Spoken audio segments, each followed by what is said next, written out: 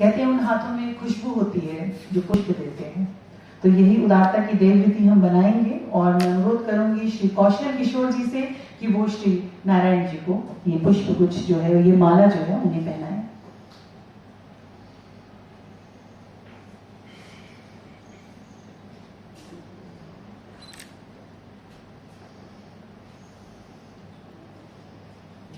एक बार जोरदार तालियां हो जाए। अनुरोध करूंगी श्री दीपक चौधरी जी से कि वो सुभाष चंद्र कनखेरिया जी को पुष्प गुच्छ, ये पुष्पमाला जो है ये उन्हें पहनाएं और उनका अभिनंदन करें।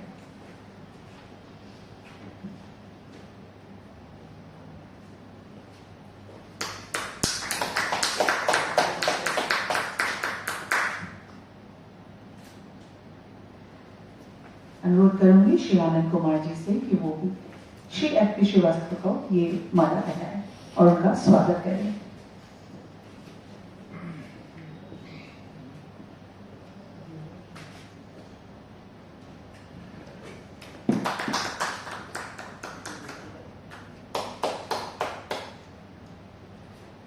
बुलाना चाहूंगी सुश्री टी.एन. भारती जी, तो राकेश जी को मैं बुलाना चाहूंगी और चाहूंगी कि जो आज हमारे इस कार्यक्रम के जो स्टार हैं श्री मनोहर जी को ये माला गिफ्ट करें। दोनों मित्र जो है बहुत बहुत शुभ मंगल कामनाएं। और कार्यक्रम का आगाज हम करेंगे, बुलाएंगे जिन्होंने ये किताब लिखी है।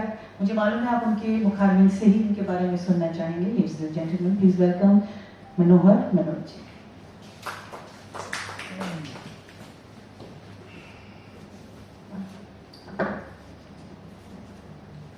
धन्यवाद सोनाली जी, बड़े अच्छे तरीके से कार्यक्रम शुभारंभ करने का। दोस्तों, जैसा कि मेरा परिचय मैडम ने दे ही दिया और ये किताब जो मेरी रचना है करीब 15-20 सालों के बाद जो ये आपके सामने प्रकटित हुई है, तो बतौर लेखक मैं आपके सामने मुखातिब हूँ।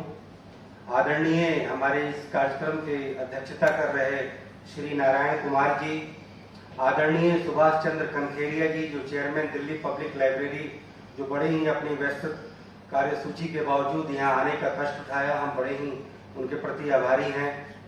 और आदरणीय एफ.पी. श्रीवास्तव जी जो पिछले करीब 10 सालों से मेरे परिचित हैं और देश की तमाम समस्याओं को लेकर उनसे लगातार हमारा एक अनवरत विचार मंथन होता रहता है, विमर्श होता रहता है और आगे देश व्यवस्था और समाज को बदलने को लेकर के कई सारी हम लोग योजनाएं और कई तरीके के सुझावों का आदान प्रदान किया करते हैं। दोस्तों, ये किताब जो भ्रष्टाचार के विरुद्ध एक महायुद्ध, भ्रष्टाचार का इंसाइक्लोपीडिया जो आपके सामने एक तरह से विमोचित होने जा रहा है, आपके सामने प्रकट होने जा रहा है। यह किताब मूल रूप से एक crusade against corruption on the neutral path, हमारी पुस्तक जो जनवरी 2019 में लॉन्च हुई थी, राज्यसभा के उपाध्यक्ष हरिवंश जी ने जिसका विमोचन किया था, उसका ये हिंदी संस्करण है। कई लोगों ने कहा कि जब आप भ्रष्टाचार जैसी ऐसी समस्या पर आप जब लिखते हैं जिससे कि देश का करोड़ों आदमी रूबरू है, रोज अपने जीवन में उसे फेस करता है, कहीं न कहीं एक ऐसी समस्या है कि जो व्यक्ति फेस करता है किसी न किसी रूप में वही व्यक्ति उसमें भागीदार भी होता है, तो उसकी जन भाषा में, उस पट्टी में रहने वाले लोगों की उसकी अपनी भाषा में, लोक भाषा में अगर आप यह किताब नहीं लिखते हैं तो फिर यह किताब का मैसेज सही तरीके से लोगों में नहीं जाएगा। तो वह समय और वह क्षमा कोविड काल ने हमें प्रदान करी। जब वो 2 साल जो अनवरत लॉकडाउन का जो दौर था, तो मैंने एक एक तरह से कार्य जो कि मेरे लिए सोचना भी बड़ा मुश्किल हो रहा था, करीब 800 पेज की किताब, उसका मैंने अनुवाद किया और करीब 3 बार मुझे उसे रिवाइज करना पड़ा और तब जाकर ये किताब ये फरवरी में तैयार हुई। उसके बाद छपाने और उसके बाद ये कार्यक्रम की पूरी रूपरेखा तय करने के बाद आज ये किताब आपके सामने प्रस्तुत होगी। अभी कुछ देर में वरिष्ठ पत्रकार संतोष भारतीय विराजेंगे, तो उनके सामने ही हम पुस्तक को जो है एक तरह से अनफोल्ड करेंगे आपके सामने। और इसके बाद जो हमारी जो विगत की किताबें, क्रूसेड अगेंस्ट करप्शन, जो किताब करप्शन की डायग्नोसिस है और उस करप्शन का जो समाधान है, जो रेमेडी है, वह किताब a dialogue on system change and initiative to make a new India, और उसकी हिंदी किताब व्यवस्था परिवर्तन एक विमर्श, पहल एक नए भारत की रचना की। वो तीनों किताबों का दूसरा संस्करण भी इसी हिंदी एडिशन भ्रष्टाचार के विरुद्ध महायुद्ध के साथ जो है वह भी विमोचित होगा। तो बतौर लेखक मैं ज्यादा समय न लेते हुए सिर्फ यही कहना चाहूंगा कि जो ये भ्रष्टाचार के विरुद्ध एक महायुद्ध जो किताब है वह कुल 2 खंडों में है और 9 अध्याय में है। और 9 अध्याय अगर आप कहेंगे कि किस टेस्ट का है, तो हमारे कई सारे पॉलिटिशियन जो मंत्री जिनको मैंने संपर्क किया, क्योंकि कहीं ना कहीं जब कार्यक्रम किया जाता है तो उसमें कोई ना कोई वीआईपी का एक रोल होता है, क्योंकि वह कार्यक्रम एक लेखक का ना कार्यक्रम होकर के एक वो समाज और एक राजनीतिक डोमेन का कार्यक्रम बन जाता है। तो हम लोग आमतौर पे बड़े मंत्री या बड़े नेता या बड़े सोशल एक्टिविस्ट को हम लोग अप्रोच करते हैं। तो मुझे लगा कि सरकार के जो सबसे बड़े विजनरी नितिन गडकरी जी हैं उनको मैं इसके लिए अनुरोध करूं, और उनसे मैंने पहले 2 साल पहले भी अनुरोध किया था, उन्होंने हामी भी भरी। लेकिन इस बार जब मैं उनके पास गया तो उन्होंने कहा कि अगर ये इंफ्रास्ट्रक्चर पर किताब होती तो मैं जरूर आता। तो कुल मिलाकर के उन्होंने जो है इससे एक तरह से अपने को दरकिनार कर लिया। फिर उसके बाद मैंने 2-3 और मंत्रियों से संपर्क किया, लेकिन सबके सामने कोई न कोई राजनीतिक जो है व्यवस्था रही या राजनीतिक व्यस्तता रही। और कुल मिला जुला करके आज जो हमारे कार्यक्रम के सामने जो हमारे गणमान्य लोग मौजूद हैं वही हमारे इस कार्यक्रम का आज ये असली स्वरूप है। तो फिर जो है किताब के बारे में और पुस्तक के बारे में मैं सिर्फ यही कहूंगा कि ये हिंदी की जो किताब है इसके 9 अध्याय हैं। पहले अध्याय में और कुल मिलाकर जो किताब का जो टेस्ट है वह एक मसाले का टेस्ट नहीं है। ये इसमें कोई पॉलिटिकल कोई बहुत बड़ा कोई स्कूप नहीं किया गया है या कोई बहुत बड़ा ऐसा जो है बेस्ट सेलिंग का कोई मसाला नहीं डाला गया है। यह किताब एकेडमिक है, यह किताब इंटेलेक्चुअल है, यह किताब जर्नलिस्टिक है, और इन तीनों का मिक्सचर एक रिसर्च ओरिएंटेड किताब है जिसमें कि सबके लिए जरूरत की चीज परोसने का काम किया गया है। सबसे पहले तो हमने यह कंफ्यूजन दूर किया है कि करप्शन रियल में इस पब्लिक ऑर्डर की और इस पब्लिक सिस्टम की जो है सबसे बड़ी समस्या है। पहले हमें इस बात को स्वीकारना होगा और उसके बाद जो है इस पर फिर विमर्श करने का जो है कोई फायदा बनता है। तो दोस्तों मैं कहना चाहूंगा कि इसके जो 9 अध्याय हैं, पहले अध्याय में करप्शन की जो मीनिंग है, करप्शन का जो अर्थ है, उसका जो है दुनिया में जितने बड़े लेखकों ने इस विषय पर जिन्होंने काम किया उन लेखकों के मैं सारी परिभाषाओं को कंपाइल करने का काम किया, और कुल मिलाकर के केवल परिभाषा हमने 300 परिभाषा निकाली है करप्शन की अलग अलग एंगल में। और दुनिया के बड़े बड़े पॉलिटिशियन, ऑथर, दार्शनिक ने करप्शन को लेकर के उनका क्या नजरिया है वो सब मैंने कंपाइल करने का इस पहले अध्याय में प्रयास किया है। और फिर इसके अलग अलग तरीके का ओवर्ट एंड कोवर्ट फॉर्म में, एक पॉलिटिकल फॉर्म में, पब्लिक डोमेन फॉर्म में, एकेडमिक फॉर्म में क्या इसका अर्थ लगाया जा सकता है वो पहले अध्याय हमारा कहने का काम कर रहा है। दूसरे अध्याय में चूंकि करप्शन जो है कहीं ना कहीं हमारे परिवारों से, हमारे समाज से, हमारे मनोविज्ञान से जुड़ी हुई चीज है।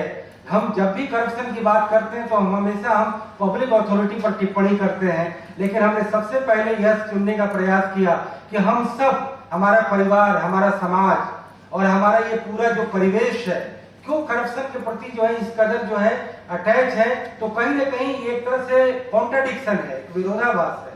जब हम पब्लिक लाइफ में जाते हैं तो कुछ और बात करते हैं, जब हम फैमिली लाइफ में होते हैं, इंडिविजुअल लाइफ में होते हैं तो कोई और बात करते हैं। तो ये जो क्लैश होता है, इस क्लैश का पूरा मनोवैज्ञानिक अध्ययन करने का हमने इन बड़े फलक पर करने का काम दूसरे चैप्टर में किया है।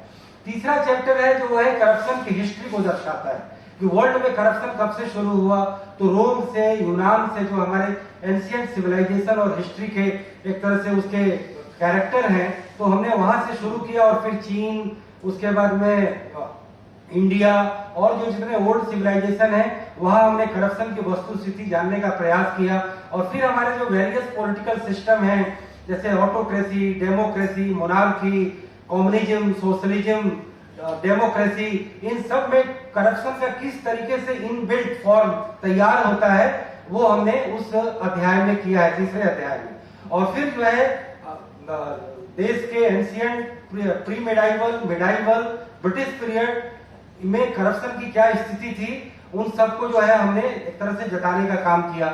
और आफ्टर इंडिपेंडेंस, नेहरू काल से लेकर नरेंद्र मोदी काल तक जितने स्कैंडल जो रिवील हुए, जो पब्लिक डोमेन में आए, उसका एक तरह से सीधे सीधे प्रेजेंटेशन है। इसमें लेखक का कोई रोल नहीं है, लेखक ने सिर्फ उन्हें सामने परोसा है कि ये करप्शन पब्लिक डोमेन में रिवील हुए हैं। और लेकिन यह है कि हमारे जो 8 9 10 प्रधानमंत्री हुए, उनके रिजीम में करप्शन को लेकर के नजरिया क्या था, सरकारों की दिशा और दशा क्या थी, टोन और टेन्योर क्या था, और उसका पूरा कलेवर क्या था, वो तीसरा अध्याय करता है। चौथे अध्याय में हमने ये बताने का प्रयास किया है कि जो हमारा जो करप्शन है उसका स्ट्रक्चरल फॉर्म क्या है, यानी कि रिवील्ड स्कैंडल तो सब लोग जानते हैं, जो हमारे कण में बसा है, स्ट्रक्चर में है, जिसको लेकर के हम जानते हैं सच्चाई, लेकिन उसमें हम चर्चा नहीं करते। तो इसको लेकर के हमने स्ट्रक्चरल करप्शन में हमने जो है पहले लोकतंत्र के तीनों अंगों को लिया, चारों अंगों को लिया, लेजिस्लेचर, एग्जीक्यूटिव, जुडिशियरी, प्रेस, और फिर उसके बाद में प्रोफेशन वाइज और सेक्टर वाइज हमने करप्शन को लिया। प्रोफेशन में डॉक्टर, इंजीनियर से लेकर के कम से कम 50 प्रोफेशन में करप्शन का क्या वस्तु स्थिति है।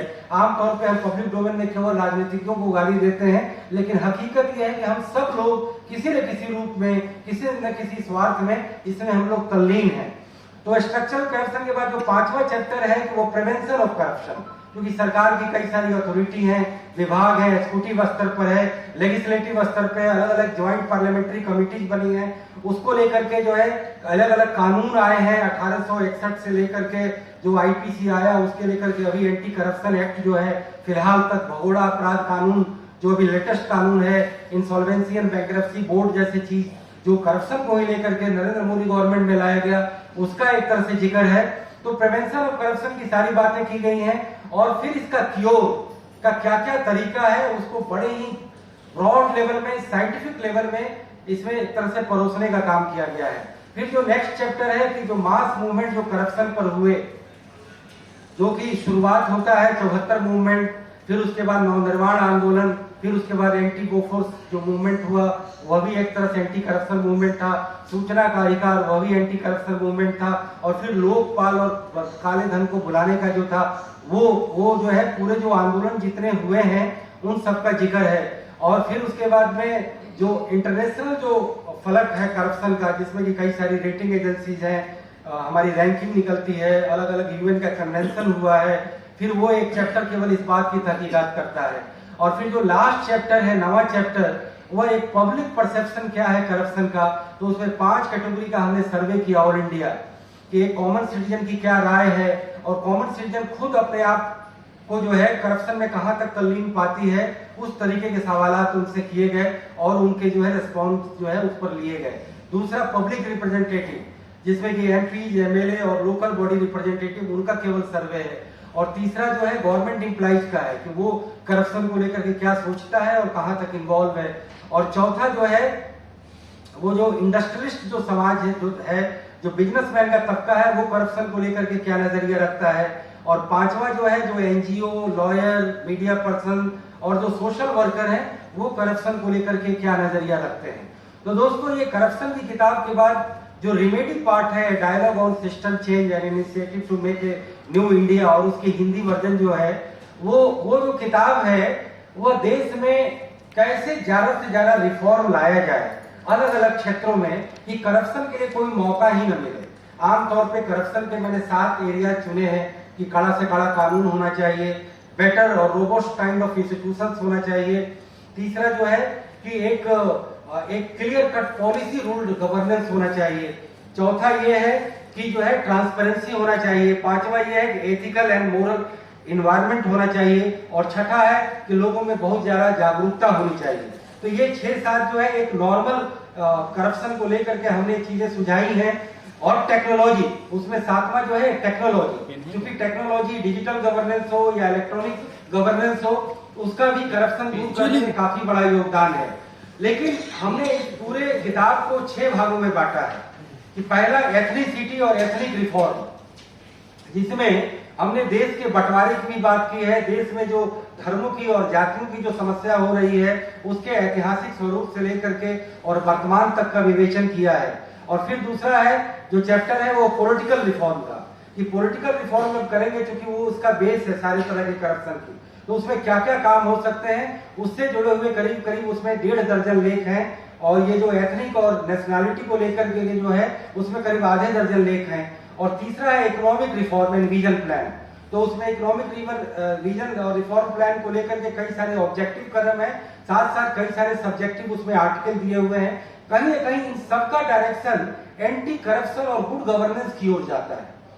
क्योंकि हमें करप्शन पर हमला करना है तो केवल कड़े कानून बना करके नहीं होगा, हमें उसको लेकर के एक कंप्लीट इन्वायरमेंट, एक कंप्लीट एटमॉस्फेयर बनाना होगा और उसके लिए कई तरीके की चीजों को एड्रेस करना होगा। इसमें इलेक्शन रिफॉर्म तो है ही, पॉलिटिकल पार्टी के विदिन का जो रिफॉर्म है वह भी है, टेक्नोलॉजी का भी ज्यादा से ज्यादा जोर है, कई सारे कानूनों को एक तरह से ओवरऑलिंग करने की जरूरत है, पूरे सिस्टम को खंगालने की जरूरत है।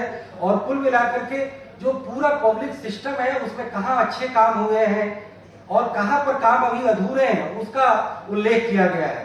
तो इकोनॉमिक रिफॉर्म प्लान में नई इकोनॉमिक पॉलिसी के बाद से कैसे पूरा एक तरह से पैराडाइम शिफ्ट हुआ, कैसे देश के अनेक सिस्टम में कई सारे इनबिल्ट करप्शन खत्म हो गए और कई सारे नए करप्शन भी पैदा हुए, क्रोनी कैपिटलिज्म भी आया, कई तरीके जो है मार्केट स्कैम हुए, तो उन सब का कैसे ज्यादा बेहतर निदान हो। और उसी में कई सारे रोल मॉडल भी बने, जैसे कि रेगुलेटरी अथॉरिटी आया, पब्लिक और प्राइवेट सेक्टर में एक आपस में कंपटीशन हुआ। तो ये economic reform and vision plan के तहत हमने लिया। फिर एक administrative vision and reform plan के तहत एडमिनिस्ट्रेशन में क्या क्या सुधार होना चाहिए, तो उसमें मैंने एक सलाह दी है, हालांकि सलाह कही है कि इंडियन एडमिनिस्ट्रेटिव सर्विस का नाम बदल करके इंडियन एडमिनिस्ट्रेटिव मैनेजमेंट सर्विस किया जाना चाहिए, जिससे कि वो ज्यादा पब्लिक ओरिएंटेड सर्विस बने। ये अभी अंग्रेजों का बनाया हुआ सारा सिस्टम है जो अभी तक हम चला रहे हैं। और चौथा है social vision and reform plan, कि समाज के स्तर पे भी बहुत सारे काम करने की हमें जरूरत है।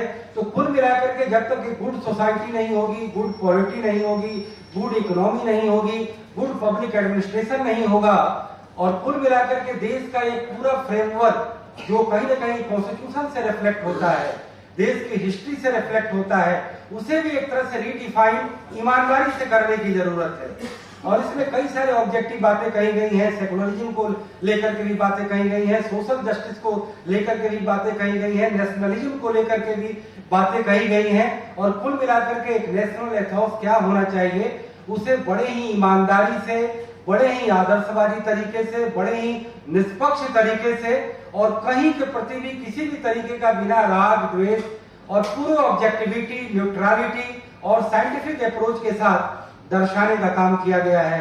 और कुल मिलाकर के इस किताब का मैंने एक अंतिम चैप्टर जो लिया है कि 75 सालों का जो ये हमारा ये गणतंत्र है, यह आजादी के बाद का काल है, इस काल में कितने सारे अच्छे पर्सनालिटी हुए, कितने अच्छे ब्यूरोक्रेट हुए, कितनी अच्छी योजनाएं आई, कितने अच्छी संस्थाएं बनी, कितने अच्छे अभियान चलाए गए, कितने अच्छे कार्यक्रम चलाए गए और देश में कैसे परिवर्तन लाया गया। अलग अलग स्तरों पे अनेक लोगों ने काम किया, किसी ने मीडिया में काम किया, किसी ने समाज सुधार में काम किया, किसी ने जो है देश में कई सारे रिजीम को चेंज करने का काम किया, उस सब का जिक्र है। चाहे वो पोलियो इरेडिकेशन हो, राइट टू इंफॉर्मेशन हो, कभी बैंक का नेशनलाइजेशन हुआ था, वह भी बड़ा काम था। हमारे प्रेजेंट मोदी गवर्नमेंट ने भी कुछ पाथ ब्रेकिंग काम किए हैं, उसका भी जिक्र है।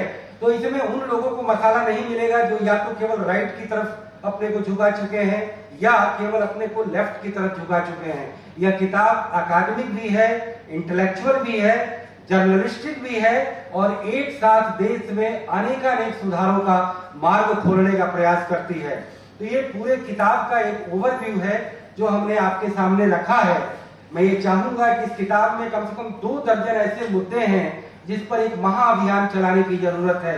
क्योंकि मैं एक मीडिया से बिलोंग करता हूं, तो मीडिया में एक बड़ा अभियान तो ये चलना चाहिए कि मीडिया को भी लोकतंत्र के चारों खंभों की तरह, अगर हम इसे मानते हैं तो पहले 3 खंभों की तरह इसे भी संविधान में दर्जा देने का एक महाअभियान चलाया जाना चाहिए।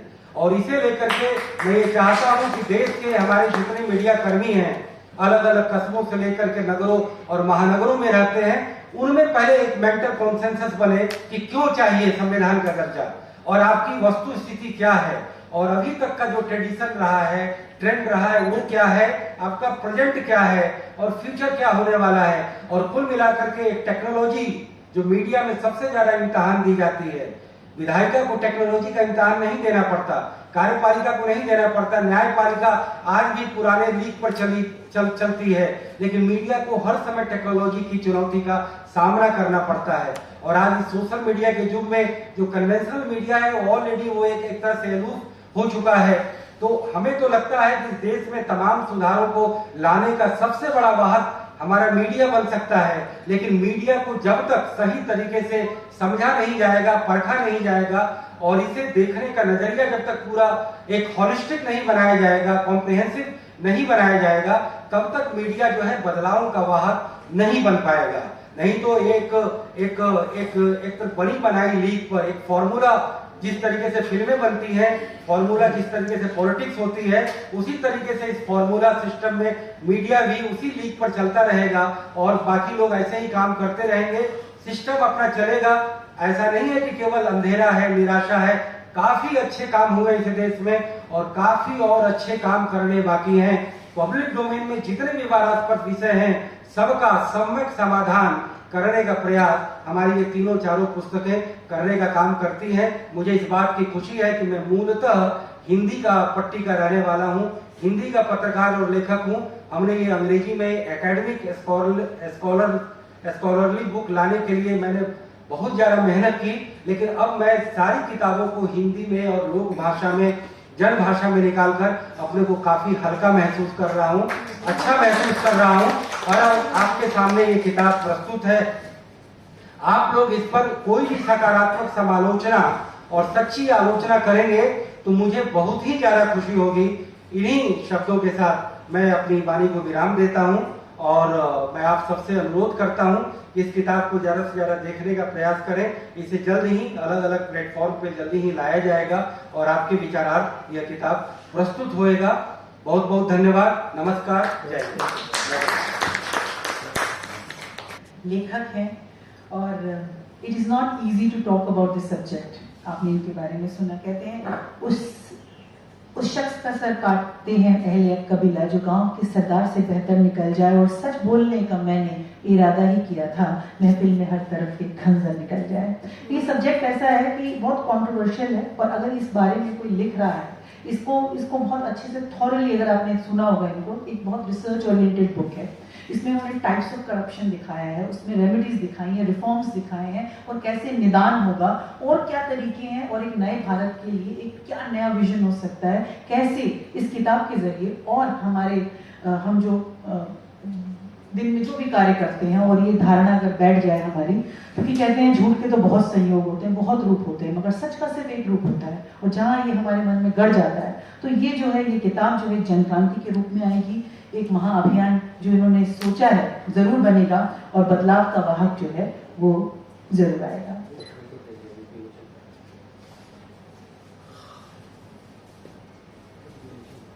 तो अब रस्म अदायगी होगी जिस चीज का हम इंतजार कर रहे थे। इस किताब का लोकार्पण होगा।